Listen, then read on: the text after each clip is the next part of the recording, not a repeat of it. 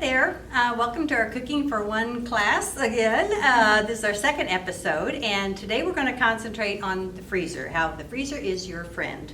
So our goal with our program here is to share with you ways to eat healthy, save time and money, reduce waste, and discover your inner chef, all while cooking for one. This is Sierra. Hi. And my name is Helen. So it's all about freezing foods today. So it's an excellent way of preserving foods to eat in the future so that you can prepare once and have a meal now and then have meals in the future. So not all foods can be frozen successfully, but enough can that it's worth your while to learn a few techniques that we like to share with you for today. So we'll just get started with it. So there's several considerations when you're freezing food. One is to make sure that you have enough space in your freezer. Because it does take up room, obviously, and so you may want to rearrange some of the things you have in your freezer, may want to use up and eat some of the things that you've got so that you've got space to preserve and put things away.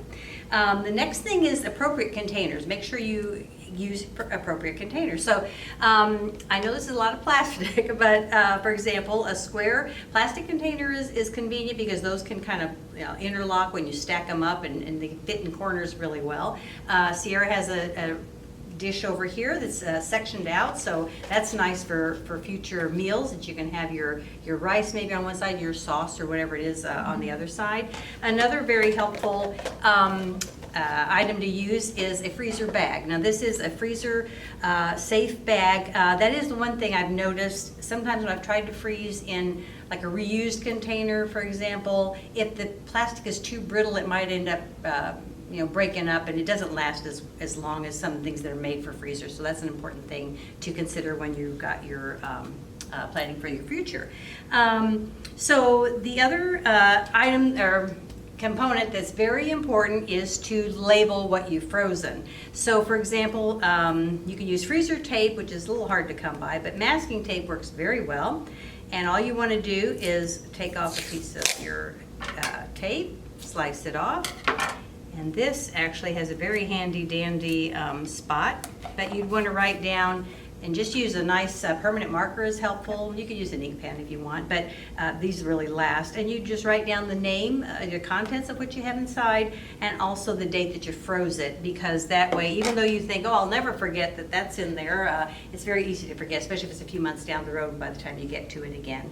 And the other thing to do is to kind of keep a little list of the foods you've frozen. This is kind of helpful to do because you may want to know what you've got on hand, and you think, oh gosh, what can I make for dinner tonight? And you think, oh, I forgot that I have some nice rice and some tofu curry or something, and that's something I'd like to eat tonight. And I froze that a month ago, so I probably should eat that. So obviously you want to eat the earliest things that you've frozen first, and then kind of keep up with that, and that kind of helps you keep track of your inventory. So today we're going to have Sierra demonstrate how she likes to freeze rice. And if you caught our first episode, we made some plain rice for future meals and current meal and future meals. So she's going to show us how she likes to save rice for future meals. Yeah, so rice is absolutely a staple to have pretty much on hand at all times, and my favorite way to preserve it is actually through freezing it. A lot of times if you just put it in a container like this and put it in the fridge, it gets kind of dry and crumbly and doesn't heat up well, and it's just not very appetizing even if you're trying to do a batch cook of rice. So one thing that I have done is I brought in a personal cookbook. This is the Just Bento cookbook by Makiko Itoh. And while this is not a particular book we have in our collection specifically, we do have plenty of bento cookbooks.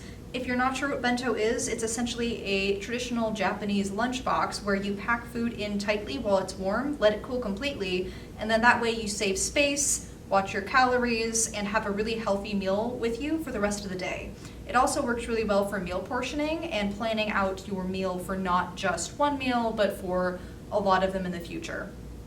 So if you're interested in learning more about Makiko Itoh and her work, she also has a website that details this method I'm going to show you here, along with a million recipes. It's really fantastic. It's great for portion control because you have just what you need for that exact serving, and then you're not tempted to eat a lot of other servings. So all we're going to do is I just have some generic plastic wrap here, It's not the most environmentally friendly, but it is something that works really well for freezing rice and makes it taste just like you have immediately taken it out of the pan or the rice cooker, whatever you have, after you reheat it.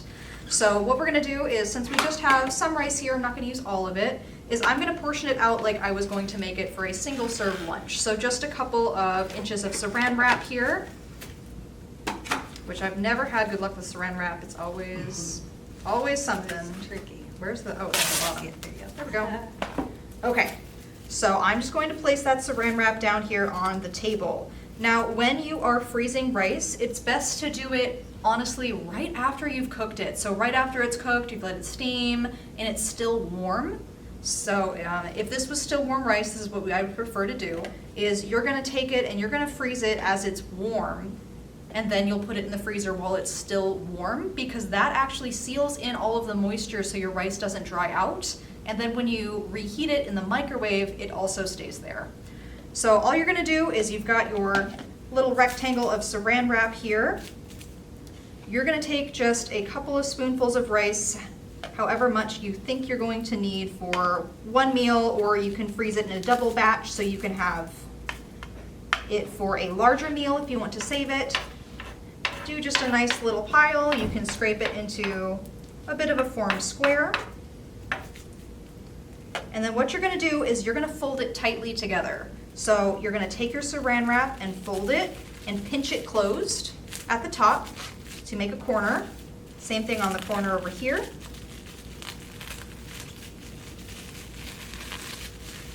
And you have a single serve package of rice, and you're actually just going to freeze it right like this. So as you can see, as I was putting it together, it's a little bit easy to separate, a little hard to keep it together. That's because it's cold rice. If you're using it while it's warm, it's gonna stick together a lot easier, and it's going to be nicer to freeze.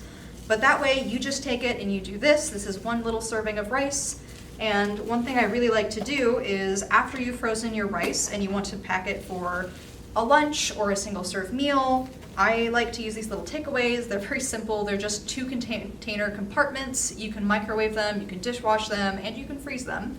So you can very easily make your own little single serve section and have all the other side dishes that you want, and you've got a pretty good complete meal.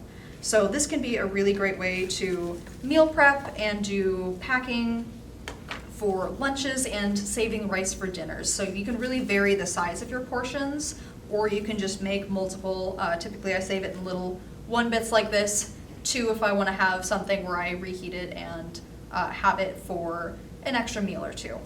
And then it's really simple to defrost. You can just take it out, and then if your if your plastic wrap is microwave safe, which they almost always are, just check your box, you can actually just put it directly in the microwave for about 30 seconds. That should be able to warm it up enough, and then you can transfer that to a bowl, remove the plastic wrap, and then finish microwaving for about 1.5 minutes. And you've got rice that is pretty much gonna taste exactly like you just took it fresh out of the pan. So, yeah. That's great. That's amazing how it all sticks together. You don't even need tape or anything to hold it together. It just folds on itself and then adheres to itself. So Yep. That's great. That's amazing. So we hope you've enjoyed today's episode, and we hope you come back next time. But in the meantime, enjoy, explore, and experiment, and enjoy the food that you eat, and enjoy cooking for one. So we hope to see you next time. Bye-bye. Thank you.